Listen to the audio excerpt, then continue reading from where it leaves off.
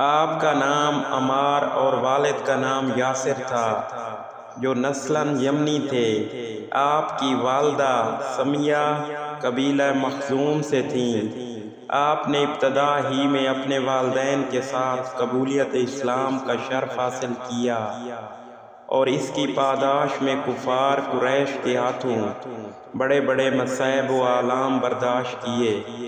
قریش اپنے معبودوں بتوں کی تعریف و توصیف اور رسول اکرم صلی اللہ علیہ وآلہ وسلم کو برا بھلا کہنے کے لیے آپ کو چلچلاتی ہوئی دھوپ اور آگ، اگلتی ہوئی گرم ریت پر دن رات برہنہ لٹائے رکھتے اور کہتے کہ ہم تمہیں اس وقت تک نہ چھوڑیں گے جب تک تم محمد کی برائی اور ہمارے خداؤں کی تعریف و توصیف نہیں کرو گے۔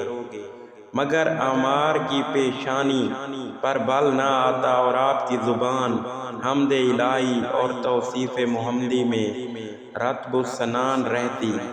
یہ حال دیکھ کر پیغمبر اکرم کو صدمہ ہوتا اور آپ کے والدین کے لیے خدا سے رحمت کے طلبگار ہوتے۔ قرآن نے بھی آپ کی اسلامی ثبات اور سرمدی ایمان کے تذکرے کیے ہیں۔ دیگر صحابہ کی نسبت مسجد نبوی کی تعمیر میں آپ کا حصہ زیادہ ہے، اس لیے کہ دیگر صحابہ اگر ایک اینٹ یا پتھر لاتے تو آپ 2 لاتے تھے۔ آپ نے جنگ خندق کے موقع پر خندق کی کھدائی میں بھی عام مسلمانوں سے زیادہ حصہ لیا اور ہر اسلامی جنگ میں پیغمبر اسلام کے دوش بدوش رہے اور کسی جنگ کے میدان سے راہ فرار اختیار نہیں کی۔ عمر بن خطاب نے آپ کو کوفہ کا گورنر مقرر کیا اور پھر کچھ ہی عرصہ بعد آپ کو ہٹا دیا اور پوچھا کہ اس ہٹانے سے آپ ناراض تو نہیں ہوئے؟ عمار نے جواب دیا کہ جس وقت آپ نے مجھے گورنر بنایا تھا میں اس وقت بھی خوش نہیں تھا، اب جب ہٹا دیا گیا ہوں تب بھی خوش نہیں ہوں۔ یہ تھی عمار کی صاف گوئی اور شان بے نیازی۔ حضرت ابوذر غفاری کے بعد عمار یاسر دوسرے صحابی تھے جنہوں نے حضرت عثمان کی بدعنوانیوں اور بے اعتدالیوں کے خلاف اعلانیہ آواز احتجاج بلند کی اور اس کے بدلے مصائب و آلام کا شکار ہوئے۔ ایک دن حضرت عثمان نے بیت المال سے ایک انتہائی بیش قیمت ہیرا نکلوا کر اسے اپنی کسی بیوی یا بیٹی کے زیور میں جڑوا دیا۔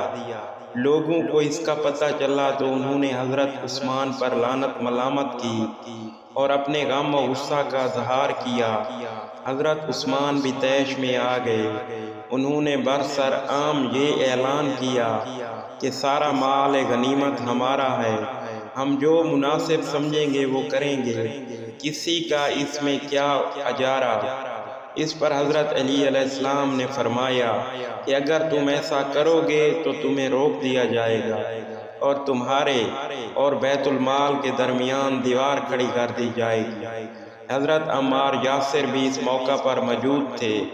وہ کھڑے ہو گئے اور کہا، میں اپنے خدا کو گواہ کر کے کہتا ہوں کہ اس معاملہ کی مخالفت کرنے والوں میں میرا نام سیر فہرست شامل کر لیا جائے۔ پس اس جملے پر حضرت عثمان نے عمار کو گرفتار کرا لیا اور اپنے ہاتھوں سے انہیں اتنا مارا کہ وہ بے ہوش ہو گئے۔